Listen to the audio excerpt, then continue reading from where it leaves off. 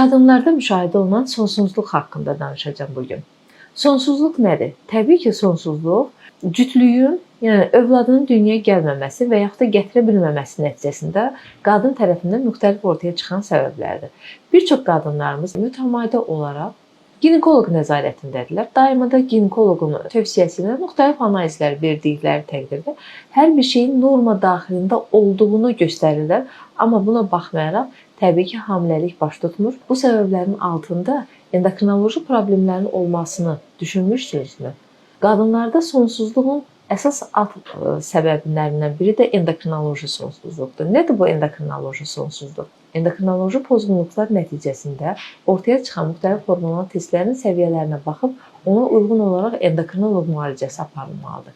Misal üçün, müraciət etmiş xanımlardan biri davamlı şəkildə ginekoloq müalicəsini almışdı və yaxınlaşmışdı ki, yeni ailə qurmuşuq, istəyirik dünyaya uşaq gətirməyə, məndə hamiləlik baş tutmur. Həyat yoldaşımda hər şey qaydasındadır. Məndə də ginekoloqum dəfələrlə yoxlayıb, həqiqətən də cinsi hormonlarının səviyyəsi də norma daxilində idi. Amma məndə hamiləlik alınmır. Bunun səbəbi nədir? Axırda bir əlacısız olaraq endokrinoloq olaraq mənə müraciət etmişdi.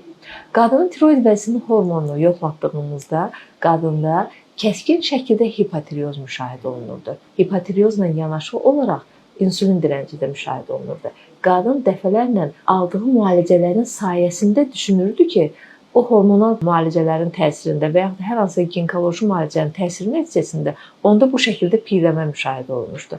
Xeyr, bu həmişə də belə olmur. O xanımda piyələnmənin səbəbi insulin dirəncinin olması və hipotireozun olması idi. Vaxtında lazımi müalicələri aldığı təqdirdə xəstələrdə də ilkin olaraq effektləri biz görə bilirik. Ona görə də bütün sonsuzluqların hamısında endokrinoloji problemləri axtarmağınızı tövsiyə edirəm.